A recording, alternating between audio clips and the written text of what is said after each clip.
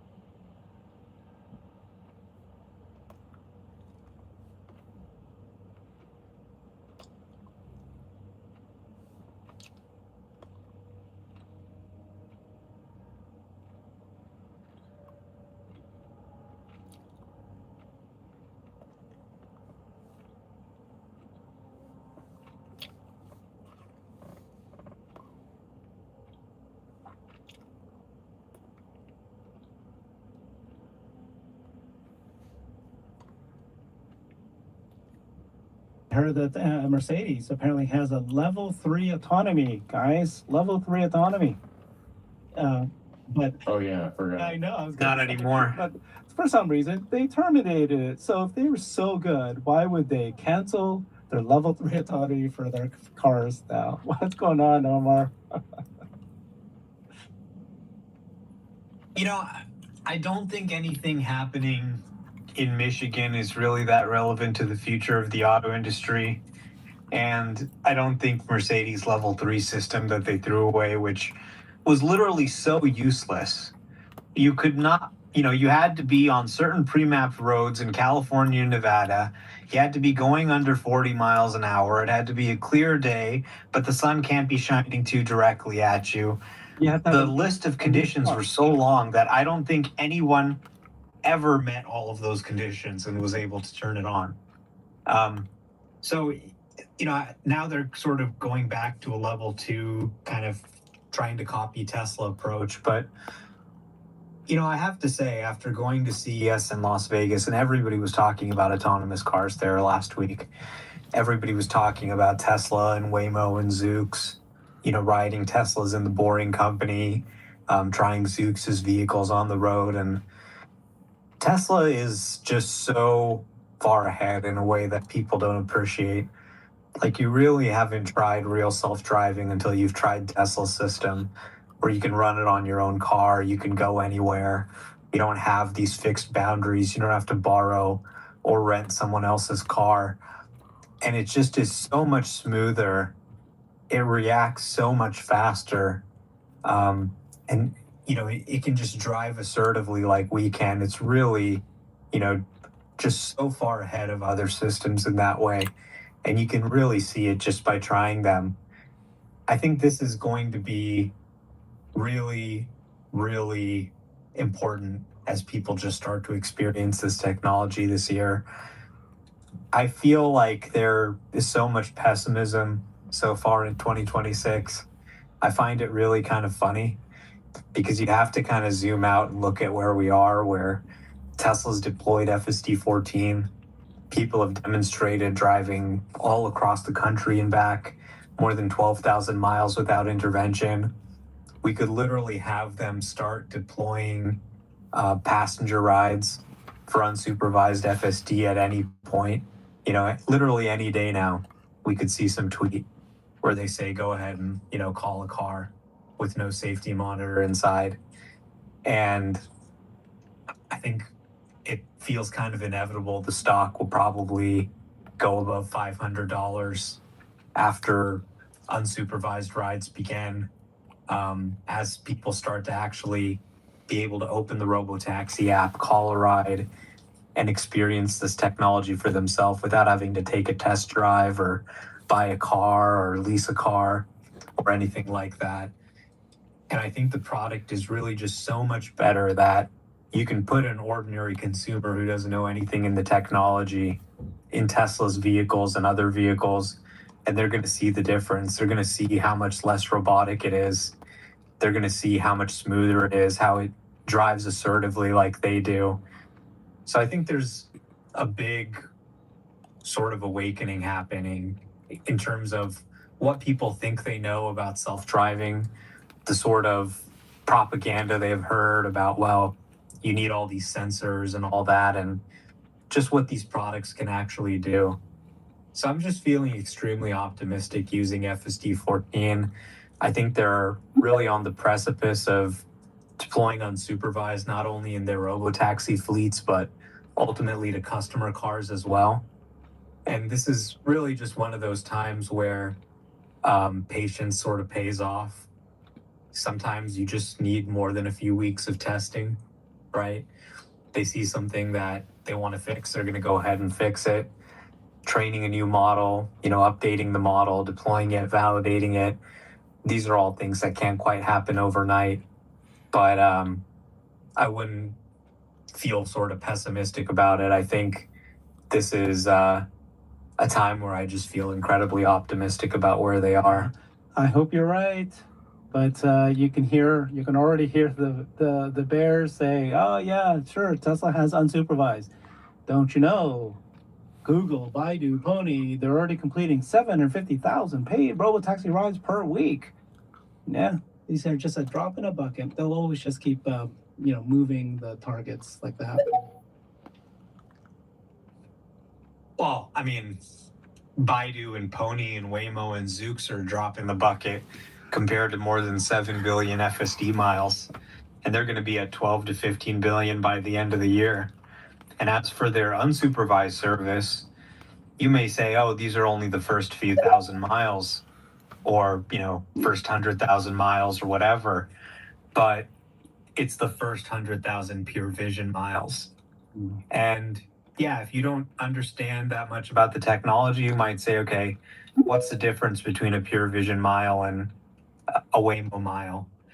But the difference is that it's really going to enable them to scale this up in a way that hasn't been possible with the previous technology. And you're going to see it grow, I think, to the point where everything that's done before looks like a small rounding error compared to the billions of miles they're traveling. So yeah, it's easy to understand why people kind of feel impatient. Elon said, okay, we're going to have unsupervised without a safety monitor by the end of the year. It's now a few weeks into 2026. It's easy to get pessimistic and say, oh my God, it's never going to happen. But if you just try the software, if you just look at what's happening, even if you just try the robotaxi service in Austin with the safety monitor and see how often they intervene, I think there isn't good cause to be pessimistic when you look at how the technology is actually performing. Those numbers, by the way, of course, we know Waymo's at 2,500. Maybe they'll get to 3,000 cars. Baidu's at 1,000 cars, I mean, yes, they're out there. It sounds huge, 750,000, rides per week. That is big, but it's 1,200, why aren't these guys going to 10,000 cars or 100,000 cars if they've already nailed it and figured it out? And so we'll see who gets not to 1,000 cars, but 10,000 cars. Let's see who gets there first.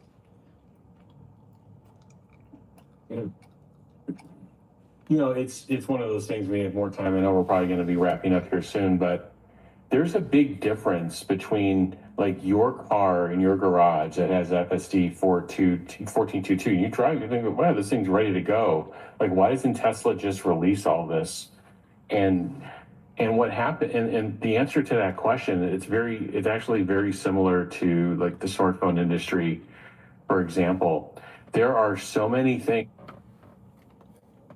Some big news just dropped about Tesla's full self-driving. It will become a subscription. Okay, everybody, starting to get serious. The Tesla Cybercab is appearing freaking everywhere. Here's a picture of it in Chicago. We've also seen it in places like Buffalo, New York. We've seen it all over Austin. We've seen it all over California. There's at least 8 to 10 of them on the roads testing right now. And for people that follow Tesla very closely, this is a very exciting time because this is supposed to be the car that takes Tesla from about 2 million cars per year to 4 million cars per year or more. And it brings in this sort of transformation of how the company is viewed, not just a car company with, people driving steering wheels and pedals, but also a car that can drive itself. This is because the Cybercab from the ground up per Tesla is designed to not have a driver, to not have steering wheels or pedals. And it uses an unboxed process, which is basically a revolution in how cars are built that makes the building of these vehicles parallel instead of more horizontal. So the simplest way to describe this is with a typical car, let's say literally the car that you have in your driveway right now, your car in that driveway was built by a very standardized manufacturing line process where it's one step at a time. It goes down this assembly line, and then these workers come in and they put pieces together on that car. But it's one at a time. So it goes through each step after each step after each step. And so what you need is a gigantic factory, a really long factory, or multi-level factory where you can pass this car through, and then each stage you add parts to the car. Whereas with the Cybercab, it's more a parallel type process, meaning that things happen at once. So instead of building the car first, putting it together, then putting on the doors, then putting on the trim on the doors, then putting in the seats, all these things happen simultaneously on the same sort of line. So it kind of goes this way instead of this way, and then everything gets married up, and then you finish the car basically. And so what that allows a company like Tesla to do is to use a lot less space in a factory to build a car, but it also means that they can do a lot more cars at once. And the reason why that's important is because Tesla's goal in the long term is to have this car sell a lot more than any other car they have. They want to sell millions of these per year, because the thought process is if they can get to a vehicle that costs very cheap, so the Cybercab is slated to cost somewhere around $20,000 or less to build per unit, and without a driver in the car to drive you around, it's just literally a 2-seater where the 2 seats have a lot of room in front of them so 2 people can be very comfortable. That vehicle should be able to take people from point A to point B at, let's say, 20 to 40 cents per mile of cost. Whereas your typical car, like let's say, your car that when you use your time and you pay for gas and maintenance and whatever, it's much closer to 80 cents per mile. So the demand for a transportation unit, a car, that's going to cost, let's say, less than half than a regular car does, then the demand for that is going to be gigantic. And so you need a lot of cars to go through that manufacturing process to end up satiating the demand. So the amount of people that are going to want that car is going to be a lot. And that's what Tesla is banking on. So the reason why we're starting to see a lot more of these on the road is because Tesla has the goal to start launching these in April of this year, so April 2026. They had a goal from about the beginning of 2025 to get this production ramped up. And so now they're at the stages where they're building these units that are essentially testing out if the car is ready to be sold to customers. We've seen a lot of the units being safety tested at the Tesla factories where they're freaking, scrunched up and broken, okay, because they have to make sure that it's a safe car. And this sort of aligns with the usual schedule of automakers and Tesla and how they usually test their cars before they sell them to the public. So it's usually about 6 months from the first time we see them on the road to when they actually start being sold or made for public use. And we started seeing these in around November of last year, and now we're in January. And so they're literally on track to hit that April timeline. Now, what's very interesting about the current cars is that they have steering wheels and pedals in them. So Tesla communicated that the reason why they're going to have steering wheels and pedals is because it's very difficult to test a car that drives itself without having steering wheels and pedals because of how new the technology is. You know, you have to put it in these different situations to make sure that it's actually driving. Now, what's very interesting about that steering wheel and pedal is that the steering itself is literally borrowed straight from the Tesla Cybertruck. What's unique about that steering wheel is that it's a steer-by-wire system, which means that it's a wheel that is not mechanically connected to the front tires, to the front wheels. It is electronically connected to the front wheels, which means that it's literally like a remote control. You can take the steering wheel from the Cybertruck and just plop it into the Cybercab, and then you'll just be able to drive the Cybercab around, because that is just basically like a remote. It's like a joystick of sorts. And you just plug it in and the car will drive. And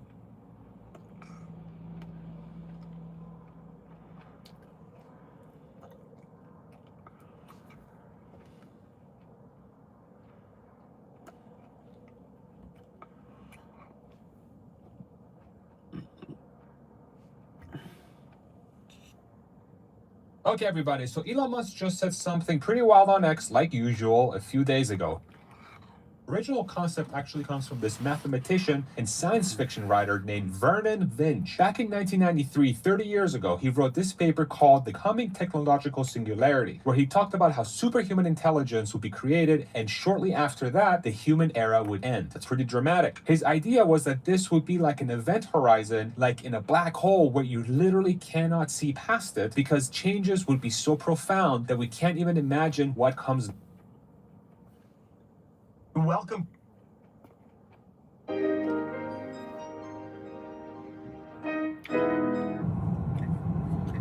So interesting choice there. We move to the right to then move back to the left to make our left turn. A lot of weird navigation stuff with that there. So that part was relatively simple. There's a dude chilling in the back of this pickup, which I think in Florida is pretty normal.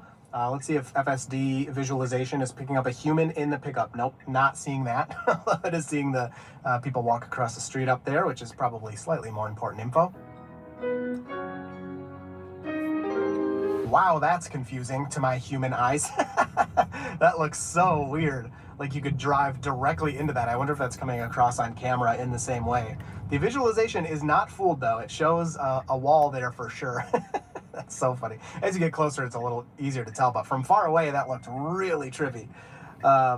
So we're gonna continue going here through some tight streets, and the car's handling pretty well. I will say I'm trying to keep it on Mad Max, although I will turn it down if we get into more wide open roads, just so I'm not...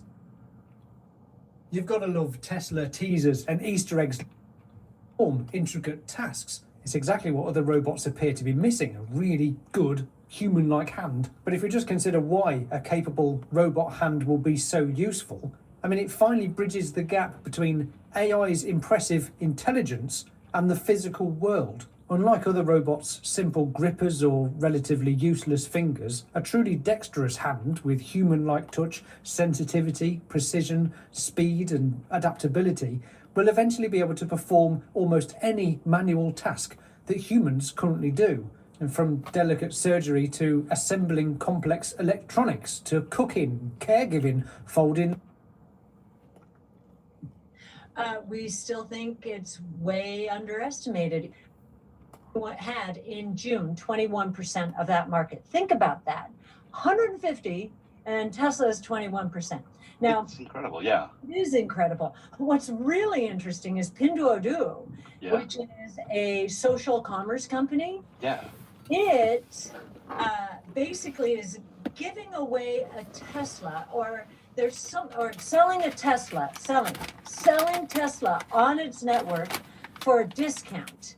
And Tesla has had to go to them and say, wait a minute, the customer is ours, not yours. But think about that. Pinduoduo thinks this is so important in China, is going to be such a business getter, a driver for it that it. So that's the first thing.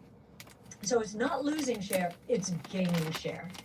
And in that bear case, we have nothing for autonomous at all, and nothing for ride hailing. Ride hailing, we do think they're going to start a ride hailing service this year.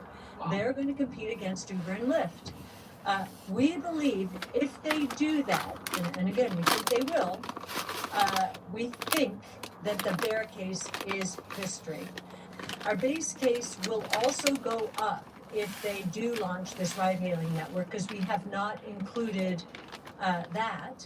And in our base case, we have simply assumed that they keep their share from last year, not lose it. I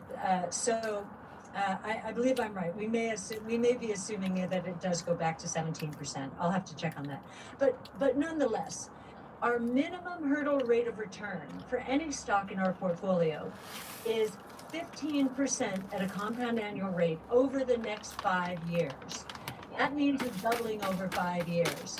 We believe it will drive more performance than most stocks in our portfolio. Little.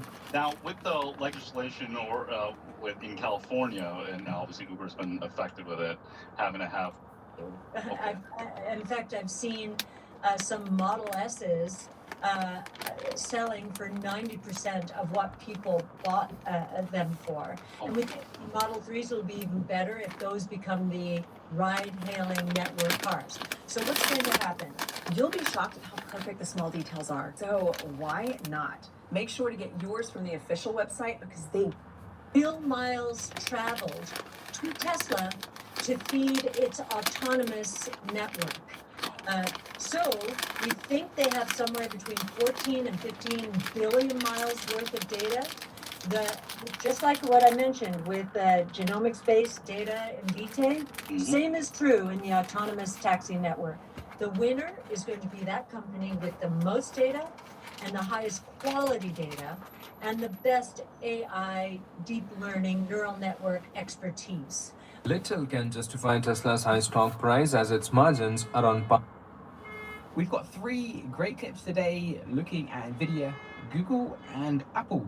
Where Nvidia's still the play, the Apple Google Gemini deal, and then Kathy Wood's team, ARK Invest, having a discussion about the state of Apple and what the future of the company could look like. Check this out. So you know better than I that this is such a battleground. You know, whether you can still stay with Nvidia because there's so much potential upside, or whether it's time to rotate, as our last guest argued this week, that it's time to rotate into other parts of the industry. So why does Nvidia have so much staying power, you think? Well, I mean, first, we're actually rotating, within this space, and our favorite pick for most of the last year has actually been Micron, which, at the time we considered that sort of the poor man's way of playing AI because of the attractive valuation, the fundamentals we saw around that. It's not so poor anymore. Micron's up about 300% year to date, which is why we made this change. Amazing call, by the way. If you're right that Nvidia has that much upside and it's going to triple, that would be quite something. That would be great. But right now, we see the opportunity in Nvidia because the multiple has pulled back a bit. Stock hasn't done much in the last 6 months, and we do see some pretty strong fundamentals ahead for this year. The most important thing, however, and I think what's most misunderstood about Nvidia is much of this upside is actually coming from pricing. And I think the concern on Nvidia right now is about competitive pressure. There's others who can do chips and AI. Are they going to be able to maintain their market position? And we think the pricing tells the story there about both the sustainable competitive advantage they have as well as their ability to sustain the margins. Who else? So when you say that you, to some extent, you are rotating, right? But for instance, when you say Micron was the pick last year, but this year, do you just say, well, it's in the market now? I'm curious what you would do with, as others are looking, elsewhere for the next big upside. You landed back at Nvidia. We did, and to be clear, we still like Micron. We still have an outperform rating on that stock. It's just that it's much less non-consensus as compared to last year. But Nvidia's case right now, again, the multiple is in the low 20s right now on 26 numbers. We see upside to those numbers, and again, we talked about the pricing dynamic. As you go into 2027, they have another big product cycle. The product's called Rubin Ultra, where you have more memory on the chip. You go from 2 GPUs to chip to 4 GPUs. You increase the power. The whole premise of NVIDIA right now is, one, delivering value to the customers, providing more performance per watt, more performance per dollar, so that you can do more inference with the same amount of money, which the folks like OpenAI surely need. In addition to again, maintaining that competitive advantage against everyone else. And that's what we see over the next 2 years, which is why we think it's a good value right now. And what's your response when people say, look at Gemini? I mean, every time you turn around, we're using it in the house more. From a user point of view, it's being integrated into Siri now. So we're recreating the Apple, Google, iPhone, I don't want to call it monopoly. If they're using different types of processing units, these TPUs, at the margin, does that erode at NVIDIA's, possible addressable market? Well, it's already in the market. Gemini, TPU's already been in the market now, and I absolutely believe that TPU is NVIDIA's biggest competitor right now because the performance of those products are closer to NVIDIA than everyone else. But there's good reason for that because Google's been at it. It's a TPU's going on its 7th generation right now. So they're really the only ones with that staying power that have been at this long enough. And I should say, it's not just the chip itself, but it's also all the networking and the systems right now. The chip performance alone is not enough to drive the performance that. Listen to this comment we received. Buying a used EV is financial suicide. Once that battery hits 100,000 miles, The tier 1 performer? but it's a tier 2 price tag. You can control that. You can't get a tier 5 transmission or whatever. Like, you can rebuild it, but it's probably not going to work the same. If there is Elon Musk through his darkest moments without wavering. The second group is Tesla owners, people with the most transparent identities and, operationally, the easiest group to identify and prioritize. And the third group is an internal community of shared interest. 2026 is going to be unusual. They're going to drive the market and then understand eventually the possibilities of how this whole thing play out and then prepare accordingly. So, number one, going as back as October of 2022, we are now up 90% in 3 years on the S&P 500. In 3 years, we went from 3,600 on the S&P 500 all the way to 6,800 as of the making of this video. In a normal cycle, we would have expected to see a 30% return for those 3 years because on average, that's what we get, about 10% a year on the S&P 500. Which means that for the past 3 years, we've essentially been running at triple speed, at 3 times faster than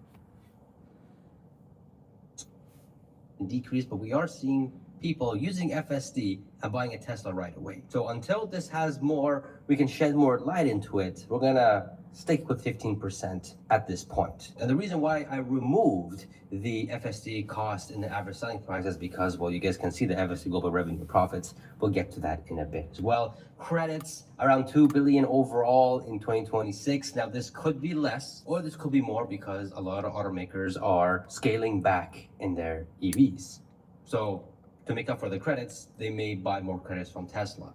But this is something that we should always be declining and reducing every single year because a time will come where no one's gonna, this credits is not really gonna be a thing. Services and others, I'm one of the guys on the Tesla community that I really think that we shouldn't underball services and others, and we saw that in Q3 around $3.5 billion and nearly 10% in gross profits, which is insane. That means we'll probably end off the year of 2025 nearly at $13 billion and nearly $1 billion in profits for 2025. In 2026, I'm thinking we're gonna be closer to $17 billion and almost $1.5 billion in gross profits. This is a growing sector and we should not underestimate it. Leasing, I do expect interest rates are gonna continue to go lower and lower, especially what happened with Venezuela, all that kind of stuff, just saying, right? So it's not gonna happen overnight, but I do suspect.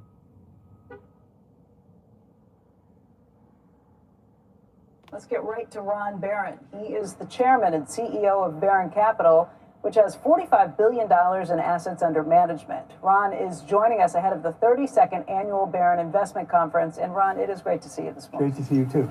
So 32 years, we've been doing this for a long time, not 32 years on Squawk Box, talking to you on the morning of your annual investment, but a long time. Amazing. And we're going to jump into the investment, but I want to ask you, because there are a lot of people who look at a couple of days of declines in the markets. You're not one of them, but there are a lot of people who will look at that and say, uh-oh, is there a bubble here? And I know that is not one of your core investment things. In fact, you look at the opposite. You never look at bubbles or headlines or any of the rest. But what do you do at a time like this when there are so many people asking about questions about valuations and the potential for bubbles? Not very much, but when you're talking about the 45, can I just go back for a moment? When you spoke about $45 billion of AUM, I'm impressed with that since we started with 100 million. And then secondly, but even more impressive is we've made our clients since 1992, when we started with 100 million, 52 billion in profits. So we imagine one-up hyper when they're going to put ads in the AI. And it's so interesting because ads are kind of, they're saying what ruined Google. So will you even trust AI if it's serving you ads? I don't know. And now none of OpenAI's competitors are serving ads. They're the only ones because I think they kind of need to ramp up their monetization because they're potentially financial headwinds from this case. So this is insane drama in the AI space right now. This is going to be one of the most public, ridiculous cases we've ever seen if it goes to trial. There's already all these texts and things leaking about how they were trying to cut Elon out. They wanted to make billions. They knew it was going to look bad. It's going to be a very entertaining total shit show. And I think my kind of analysis on this is, on one hand, OpenAI was insanely disruptive. Whether you give Elon or Sam Altman the credit for starting it, it's an incredible product. I use it all the time, although I've been switching to Grok because I think OpenAI is falling off. That's a whole other conversation. And now it's the most disruptive tech company in all time, but it was started as a nonprofit. Elon Musk funded it, then they cut him out of it. Now they need hundreds of billions of dollars to keep going, but their funding's about to get cut from under their rug because of this legal battle. So they're rolling out advertising, which, I mean, the stress and tension and pressure right now for OpenAI to execute and thread this needle of raising enough money, growing fast enough, improving the product, not pissing users off, raising enough money to keep it going. It's all very interesting. I mean, can they even IPO with this legislation coming out? I don't know. So I think we're just scratching the surface of this drama, and it's just going to keep heating up exponentially. I would love to know what your take is in the comments below. Is OpenAI on the brink of collapse because of this? On one hand, it's the hottest, most successful AI startup in many ways, but on the other hand, financially, it may be close to insolvent, and this case is not helping. So what do you think? Or is OpenAI just investing like crazy because the opportunity is so huge, we're all just being, whiners, hating on Sam Altman, we should be letting him do his thing? Or should Elon take over OpenAI because he started the whole thing and they said it was going to be a nonprofit? Maybe they should just give Elon. I don't know. Let me know what you would do if you were the judge. Anyway, see y'all next time. Peace.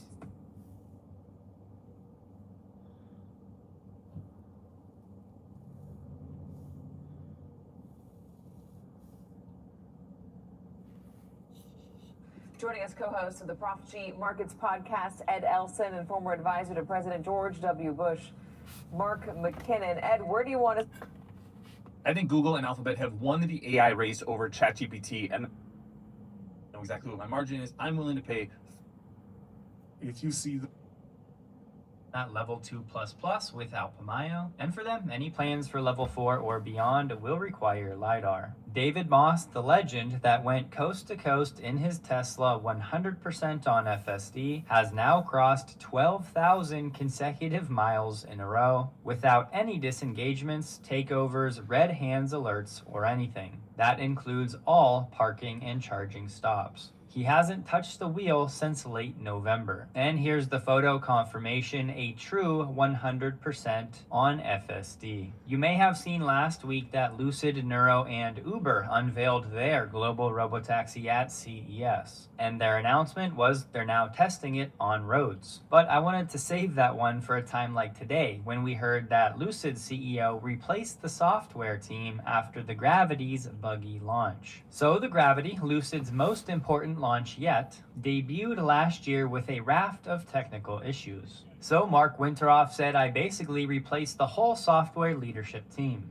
We are working through this and we're actually very close. Obviously, all Uber is going to bring to this partnership is people. Lucid is apparently having all kinds of problems with the basic software in its vehicles, which means all of the tech prowess would have to come from Neuro for any robotaxi for this group. And not to belittle Neuro's accomplishments, but to date they've mostly just been a last mile delivery service, which, you guessed it, have been limited to pre-mapped geofenced areas. explicitly relying on HD maps. So I just think everybody needs to pump the brakes with this partnership, as Lucid only produced about 18,000 cars for all of 2025. And I really do hope this on-road testing goes well and leads to something. But by the time this vehicle is ready for deployment in one city, we're very likely to already be in 2027. And you probably saw Ford is targeting eyes-off driving starting with a $30,000 EV by 2028.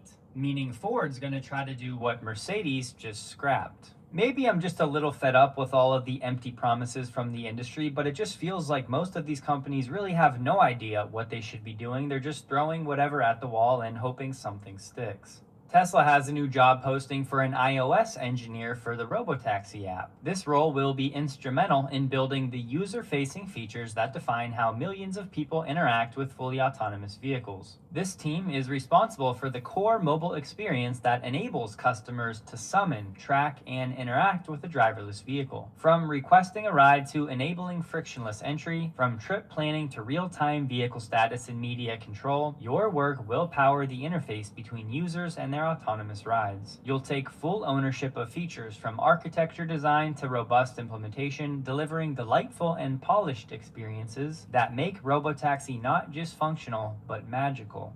And they will also contribute to the broader mobile app experience used by millions of Tesla owners worldwide. Francis Energy is now the next company to white label Tesla's superchargers. The latest site in Norman, Oklahoma will open tomorrow, January 13th. According to EV Wire, Oklahoma is now the only US state that does not have Tesla running the show as the charging operator with the most stalls deployed. As of late last year, Francis Energy had the most with 716 ports, compared to Tesla with just 54. According to supercharge.info, Francis Energy is planning a few other sites in Oklahoma as well, where yes, they will be deploying more Tesla superchargers. And yes, these third-party owned white-labeled superchargers do show up in the Tesla navigation. You may remember a few months back, we talked about Suncoast in Florida white labeling their own superchargers. And along these lines, on the Tesla Motors Club forum, there's a thread going on. We have a gentleman paying for V3 superchargers out of pocket, a 100% self-installation. Tesla is charging 10 cents per kilowatt hour for 10 years of 99% uptime, and all of the maintenance is free. And this individual got a lifetime lease on the property from the city as long as these chargers remain operational. This program has already launched in the UK with 30 different sites live, and they look just like any other supercharger in the car and the app. This member said there's no free supercharging for those with lifetime free supercharging. They'll just get one time free at any third-party location. So no guarantee that's the case in the US, but it might be a safe bet until we get more official info. In the UK, all of the sites have a fixed price, and there's no discount for Tesla owners. And yes, the owners of these supercharger stalls can set their own price. Wendy Drew, the owner of the site, said these are V3 pedestals with a V3 cabinet. And I'm sharing all of this because he did share, I'll be under $150,000 all in when all is said and done. Pretty amazing for 250 kilowatt equipment compared to the competition. 4 stalls simultaneously would be $1 million plus for the competition. That means all in landed, we're looking at roughly $37,500 per stall. This location is in Belleville, Kansas, and the owner did say that that 150,000 number did include the concrete as well. So hopefully this business grows for everyone exponentially in the years to come. I'd imagine that the fee Tesla charges these companies for ongoing maintenance, like in this case 10 cents per kilowatt hour, will change based on the location and cost of electricity and so on. But Tesla will of course be making money selling the hardware at a margin, and the companies that own the chargers can set their own rates to ensure that they're making a margin over time. And of course the idea is that ultimately they get more customers by owners seeing these chargers in the in-car nav. And BP Pulse recently installed a 750 kilowatt mega charger at its first public e-truck depot in California. This site in Ontario, California will have 2 750 kilowatt Tesla MCS pull-through bays, and BP Pulse said our ultra-fast EV truck charging station will soon be live and open to the public. Some of you will remember that $100 million deal between BP Pulse and Tesla that initially focused on V3 superchargers. Well, apparently that deal is being expanded to include the megawatt charging system for semis as well. So Tesla is opening up its charging network and hardware in more ways than one. Not only can companies go buy V3 and V4 supercharging stalls, but they can execute the same idea for semi-charging as well. BP Pulse will own the site and the hardware, set their own pricing, and Tesla will likely charge a small per kilowatt hour fee in order to provide the ongoing maintenance and keep the uptime. And no, Tesla's goal here is not to make as much money as possible, it's to get the infrastructure built out as fast as possible. The Boring Company president announced some updates, and they said once the strip and downtown tunnels are completed and the system is completed, which will take a few years, Vegas Loop's Tesla fleet will grow to as high as 1,200 vehicles. At that point, the larger capacity Tesla Robovan will be introduced to the Loop system, mainly to be used during large events where several passengers are going to the same destination. I probably will shift to saying Robovan in the future, but the Robovan inside joke is fun to say. Morgan Stanley's new Tesla analyst said it's not even close. Tesla continues to lead in autonomous driving even as Nvidia rolls out new technology. He believes Tesla remains years ahead of competitors when it comes to autonomy. Nvidia's latest advances don't materially change its Tesla outlook, as building a full self-driving stack is measured in years, not months. The EV scene for the rest of the industry has been so bleak as of late, but Polestar had its sales rise 27% in Q4, and for 2025 it sold 60,119 cars, which was up 34% year over year. And many of you know Polestar is my second favorite EV company, as I love the styling of their vehicles. Polestar said Europe is absolutely the core and we see it works exceptionally well. We're just ramping up. It's all about Europe. Polestar has also reduced its emphasis on online direct-to-consumer sales in favor of a traditional dealer-led model. They've expanded their sales network by 50% outside China, where it shut all 30 of its physical retail sites. So yes, Polestar is still raising money and losing money, but the sales data for 2025 was somewhat encouraging.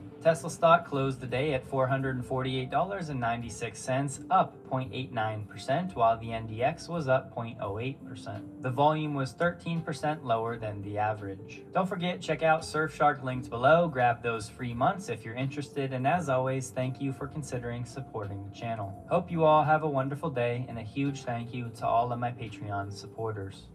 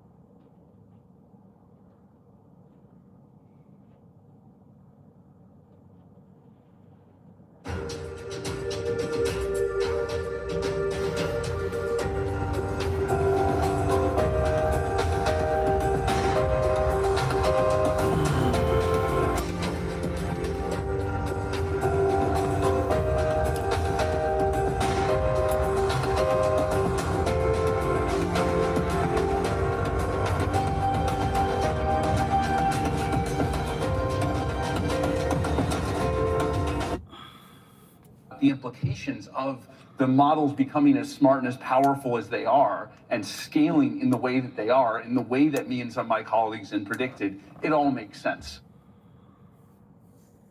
The countries that control compute will control AI.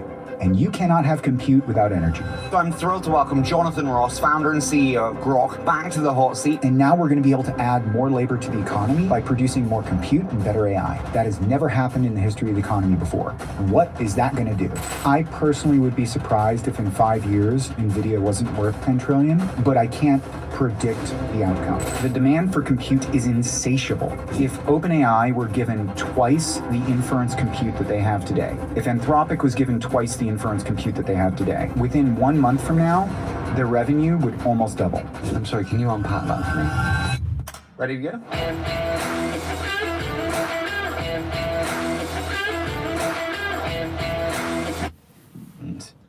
whether you're in the Mag 7 or not doesn't matter, correct? That's correct, but right now AI is returning massive value already. It's very lumpy in the applications, but it's returning massive amounts of value. Let me talk about an example that actually happened for us. So I've tried a little bit of vibe coding. I'm not the best in the world at it. We've got some interns who are amazing at it, and we had this customer visit us, and I had a meeting with them, and so they asked for a feature, and I spec'd it out, very high level, vibey. So I was prompt engineering the engineers, and 4 hours later it was in production. Not a single line of code was written by a human being. There's no debugging done by a human being. It was all prompting. I think we even have Slack integration now where you push in, like you commit things through Slack. So all that was done, 4 hours later, it's in production. Think about the value there. But now, imagine, fast forward 6 months from now, when that could happen before the customer meeting's over. It's a qualitative difference. It's not even just a dollar amount difference. Yes, when you're able to do it that fast, you spend less to get the feature into production. That's real ROI. However, qualitatively, when you can do that before the customer meeting is over, you're going to be able to win deals that your competitors won't. Can I ask you, just going back to the Mag 7, to stay in the Mag 7, do you think everyone realizes that they will need to move into the chip layer and own the full vertical end-to-end? I don't think you're going to see too many successfully moving into the chip layer. So people look at the TPU as a big success. And what they don't realize is that there were about 3 chip efforts at Google at the same time, and only one of them ended up outperforming GPUs. And when you look around the industry, you've got a bunch of people building chips. Some of them are getting canceled, like Dojo recently got canceled. Building chips is hard.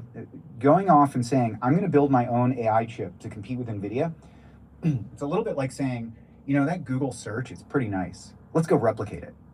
It's insane. Like the level of optimization, the level of design and engineering that goes into that, you're not going to be able to replicate it with a high probability of success. However, if there's a bunch of players out there trying to do it, and you have optionality, and one of them succeeds, then you have another chip. We mentioned earlier that you have to spend if you want to stay in Mag 7. Mm-hmm. NVIDIA are investing $100 billion into OpenAI for OpenAI just to go and buy back NVIDIA chips. Mm-hmm. Is this not just an infinite money loop? That would be the case if they weren't spending it with suppliers to build those chips. It's not round tripping if actual productive outcomes are occurring. So think of it this way. What percentage of the spend is going to building that infrastructure? 40%? So at least 40% of those dollars are actually going out into the ecosystem. So that is not an infinite loop. Okay, so it's a partial loop. 60%, It's a partial loop. 60% is going back to NVIDIA. Sure. And then they get a bump in their stock price of a couple of $100 billion. Yes. How did you analyze that? So let's analyze it in a couple of different ways. From an economic point of view, makes perfect sense. Why not do that all day long? The value accrues if there is lock-in, right? That's where, when revenue increases result in stock price increases that are greater than the amount of the revenue, it's because you believe that that revenue is going to continue. And that's the belief. And I would actually say with NVIDIA, that's probably true. However, it's not just because NVIDIA is good, and NVIDIA is very good. It's also because there isn't enough compute in the world. There isn't. The demand for compute is insatiable. I would wager that if OpenAI were given twice the inference compute that they have today, if Anthropic was given twice the inference compute that they have today, that within 1 month from now, their revenue would almost double. I'm sorry, can you unpack that for me? They are compute limited.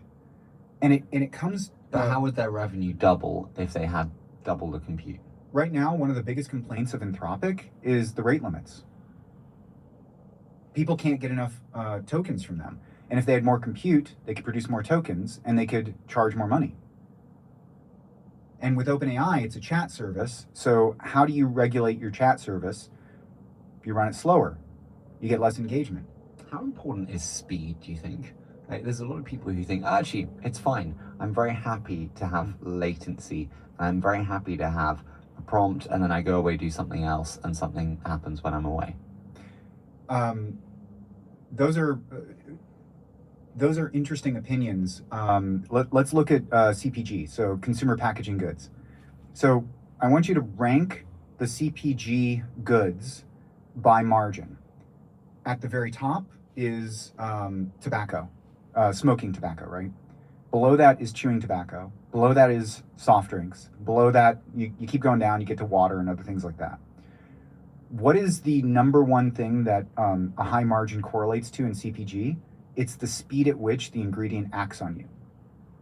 So that dopamine cycle, how quickly something occurs, determines your brand affinity. And so when something has a very quick response, you associate to that brand, and then you accrue brand value. This was the entire basis of Google focusing on speed, Facebook focusing on speed. Every 100 milliseconds of speed up results in about an 8% conversion rate. So that is wrong in terms of people's assessment of the future, where they think, oh, it's fine, we'll actually just have lots of prompts going on in the background and we'll be happy to let them run for long periods of time. 100% wrong. In fact, when we first started working on getting speed on our chips, we knew what speed we could get. We even made a video example of how fast we could be. And people would look at that video example and they would say, why does it need to be faster than you can read? And I would respond to that by saying, well, why does a web page need to load faster than you can read? And there's just this mental disconnect where people couldn't grok the sort of visceral importance of speed. People are very bad at determining what's actually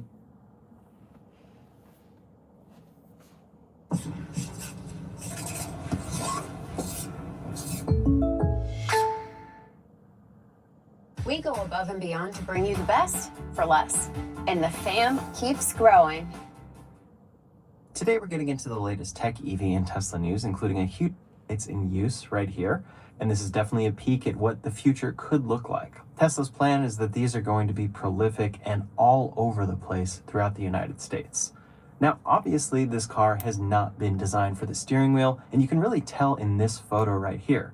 This tester is, of course, having to use the steering wheel in this prototype, and it looks extremely uncomfortable, and he's sitting way too far back. In no way has this been made with the intention of a steering wheel being used. We'll see how long it is before we see one on the road without a steering wheel or pedals. Now, on the consumer side of FSD, there's a huge change coming on February 14th. Elon Musk tweeted, quote, Tesla will stop selling FSD after February 14th. FSD will only be available as a monthly subscription thereafter. This is a big change after years of Tesla only offering this as a huge purchase, then saying the price would continually increase. A couple of years ago, the price got all the way up to $15,000 for FSD, and that was the only way you could really get it. And then they dropped it to its current $8,000 price. At a certain point, they introduced the subscription at $199 per month, and then dropped that down to $99 per month. And now it looks like they're eliminating the purchase option entirely. So you're only going to be able to get this at $99 per month. It seems like that will probably be the price, especially initially when they get rid of the purchase option. And they may even offer an annual subscription option that's a little cheaper at something like $999. But of course, this means that you're not locked into a price. And some think that Tesla will definitely increase the price after February 14th. I think they're aware that they can charge a lot for this coming up because it's getting very good. But it's similar to what they had done, raising it up to $15,000. They raised it to that price because they saw this big influx of amazing technology, but it still took years to develop to a point worth the money for people, and the take rate was so low that they dropped it back down. So some are speculating on how this could actually be a deal. Quote, I wonder what this could mean for the status of FSD owners that purchased before February 14th. Do they have a different status or benefit? I personally have paid for it 3 times. Do they reap any reward for paying all up front? Does transferability stay with these now grandfathered owners? There are many people that paid up to $15,000 in addition to international purchasers that have never received the product.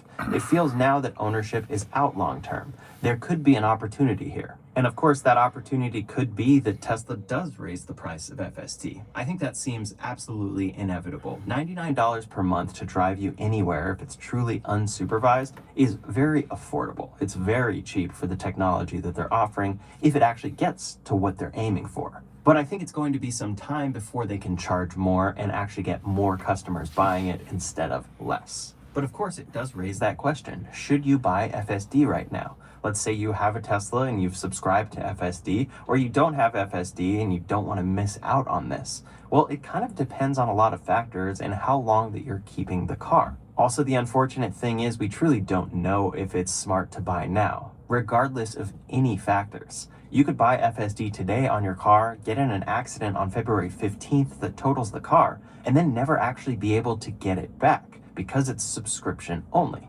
If you keep the car for a long time though, and everything's fine, that permanent license could have a lot of value because you could use it for years to come, even as FSD is increasing its subscription price.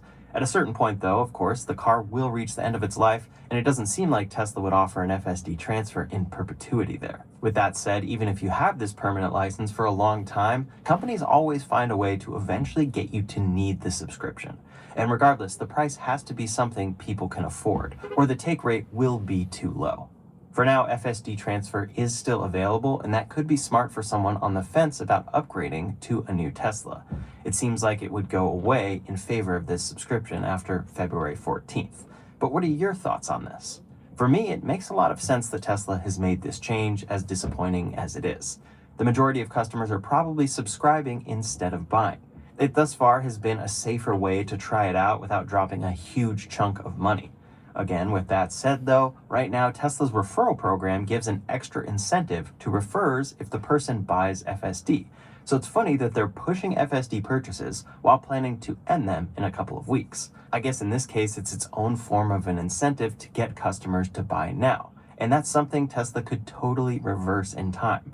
They've announced FSD transfers before and said that they were temporary, only for 1 quarter. They've even had earnings calls where people asked for it again. Elon said, okay, just for 1 more quarter. And then it's just lasted and still been around as an incentive.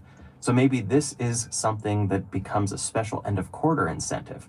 Tesla offers the ability to purchase FSD on the car as a special limited time bonus, kind of like a lifetime subscription plan that apps will sell for a high price. Regardless, I do think it's unfortunate that purchasing isn't going to be an option here. There's always going to be a certain sect of people that when they buy their car, even if they're buying a self-driving car that gets updates, they want to own it. They don't want to have to pay month to month to use the product that they purchased. And especially when we get to something like the Cybercab that can only self-drive, is Tesla basically going to only be renting those to people in the form of a subscription that's required for it to drive? This whole thing raises a lot of questions, but what are your thoughts? Do you think it's smart to buy FSD right now, or just write out the subscription and see how much Tesla might raise the price in time? Leave a comment below to let me know your thoughts. Now, of course, this technology from Tesla requires a lot of collaboration from different brands, and Samsung is the latest here.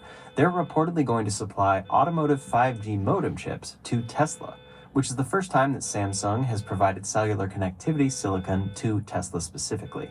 Their new 5G modem has been developed by their System LSI division, and it's currently in testing. And these 5G chips are first expected to be used in Tesla's robotaxi vehicles in Texas, with future expansion to other Tesla models.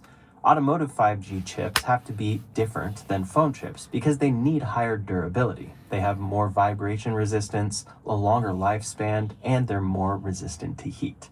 So far, Tesla has been using Qualcomm 5G modems, but they're shifting towards Samsung here, partly to reduce dependence on components from China and Taiwan. Samsung is also manufacturing Tesla's future AI chips, AI 5 and AI 6, so this partnership is growing a lot more into the future, and we could see Samsung become a big chunk of enabling Tesla's future technology. Next up today, at CES this year, Roborock came out in full force, unveiling multiple new innovative products, and I'd like to thank them for sponsoring this video. The Saros 20 is a robot vacuum engineered to master premium. I'm more me than ever. I'm more me than ever. I'm more me than ever. Premium now seats up to 7. Also, all configurations of Premium and Performance now come with black headliner and larger 16-inch center touchscreen. These are definitely small seats, but a 7-seater version of this car is now available for $2,500 more. Quote, features fold flat second row and third row seats. Tesla has a comparison image right here where you can see the difference of how it lines up with 5 seats versus 7. Ultimately, I think. Hi everyone and welcome back. Today we're doing a deep dive follow-up on to get my thesis out quickly. At that time, the stock was trading at around $240 and many people thought the run-up was already over. Since then, SanDisk has become one of the top performers in the S&P 500, recently surging towards $350 after some massive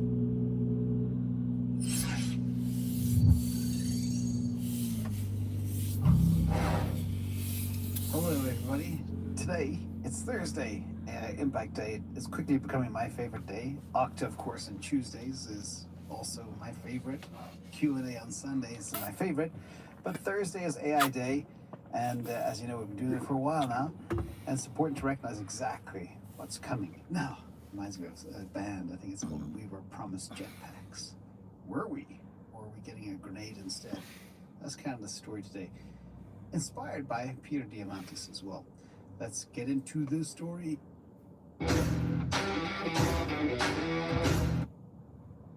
Truly special. Innovation that will make humanoid robots possible at insane scale and with functions that. Did CES 2026 just cross a line? Can you unload my dishwasher? I wish I could unload your dishwasher. But make no mistake, CES 2026 showcased some of the most advanced physical AI ever. Is this already FDA approved right now? Is it in hospitals already doing this? See how that spine started moving? Yeah. So I can stabilize the spine with one side and operate on the other side. So this is approved for spine and bone surgery. It's basically playing the game of broken heart of cord. But this is life or death. And in a lot of ways, I'm more comfortable with a robot performing these type of tasks than a human who could have shaky hands. You don't know how well they slept the night before. There's so many unknowns that go into human behavior versus the robot. I came to CES to learn where this tech goes after the hype, and what I found across more than 4,000. Will Bitcoin and Ethereum make new highs in 2026, or will the 4-year cycle finally catch up and Ethereum highs could arrive as early as January? If you're positioned for last cycle's rules, this is the warning you cannot afford to miss. And before we jump into it, just a quick reminder, only a small percentage of you watching are actually subscribed. If you're getting value from the videos, hit that subscribe button. It's free, it supports the channel, and you can always change your mind later. Now, let's begin. Like 2026 is a year like there's a new Fed, right? But a dovish tilt. And at a time when the ISM's been below 50, for a record more than 3 years. So that's really good for small caps. And as Barry says, if they deregulate banking, and we were talking about this offline, that's really good for small caps. But that's also really good for the business cycle. And we've talked about this in some of our past research. Crypto prices are really sensitive to the ISM. So the ISM moving back above 50 has historically been associated with actually super cycle moves in Bitcoin and Ethereum. Wait, ISM going into expansion territory is positive for Bitcoin? And correct. Oh, interesting. Yeah. Did CES 2026 just cross a line? Because AI is no longer just in your phone. It's in your bed, tracking your dreams. It's in your pet as an FDA-approved medical device. Let me show you what shocked me the most. Why is it grab? Wow, that's a tight grip. We're talking to Elon Musk at CES. Do you notice anything cool about the camera you're holding? Hey, what's that?